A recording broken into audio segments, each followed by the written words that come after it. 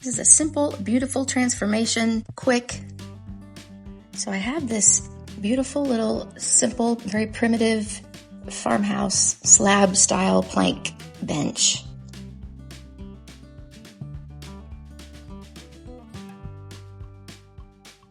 Can't ever resist trying to remove some of the paint with a razor blade. It's just really satisfying, and it's much faster than sanding when it's that thick. And if you can just get under it and chip it right off. But I know this is not for everyone. I will also always try, controversial, I will throw some acetone on it, let it sit for just a couple seconds, and then scrape off what I can. I'm telling you, it's fast and quick, and it's not goopy because it dries immediately. And okay, fine, after I've done that, but I will sand it. So I've just got my little my little palm sander to get the rest of all that stubborn clay-based chalk type paint that I always use on furniture. I'm very impatient and I dislike sanding, but I find it very satisfying to watch, don't you?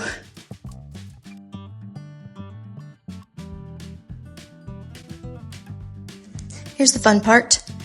The key to getting a natural finish where you see the wood grain and it looks like a stain is to put a ton of water on your wood. It won't hurt it temporarily, so that the paint can soak into the grain, just like a stain. It's just a water-based stain is what we're doing with it, if you add plenty of water and let it soak in. I'm using a clay-based chalk type paint by Debbie's Design Diary called DIY Paint that I use in all my projects for the last 10 years, I think. You can see it's a very thin first coat, very watered down.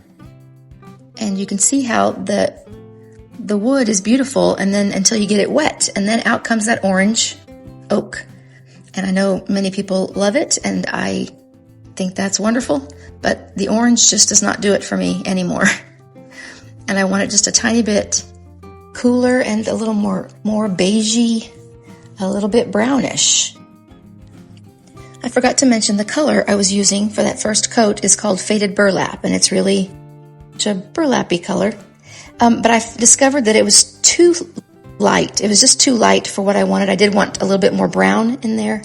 So the second coat I did with Prairie Gray, which is it's a very gray brown, but it's much deeper.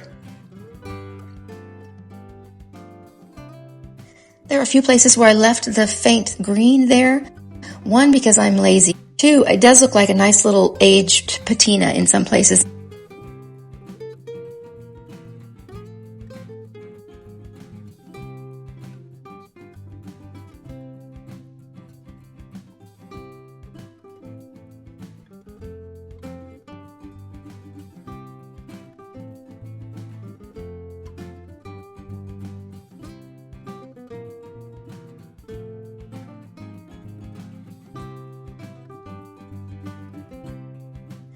I'm just letting it sit here to dry for a few hours.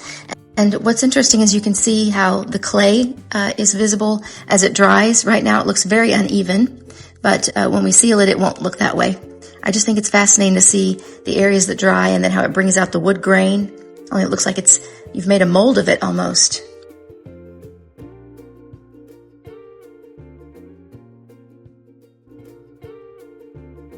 This last step goes the quickest, in my opinion. You can use any water-based liquid top sealing coat. I typically use Varathane. It's a water-based polyurethane is what it says. I'll show a picture of that. For this one right now, I'm using a Rust-Oleum polyacrylic. It will dry clear initially, but it will yellow over time. And so I don't recommend it for light projects, but in this case, I don't mind if this yellows a little tiny bit, just a little bit.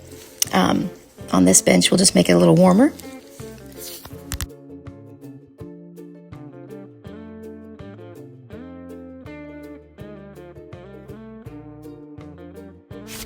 I am just using one coat of the sealer.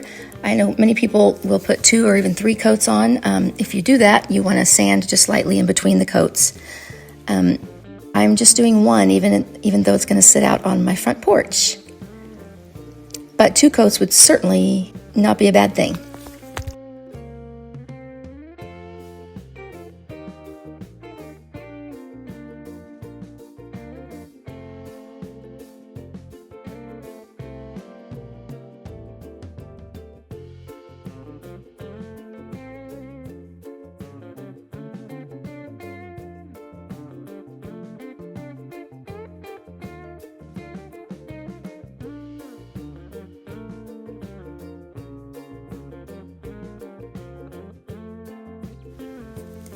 I will add a link to all the products I used in the description box below. Thank you for watching. As always, I know that you have a million choices, and I appreciate it. And one more thing, if you would take 1 second and like and or subscribe, it would mean everything to my channel. Thank you.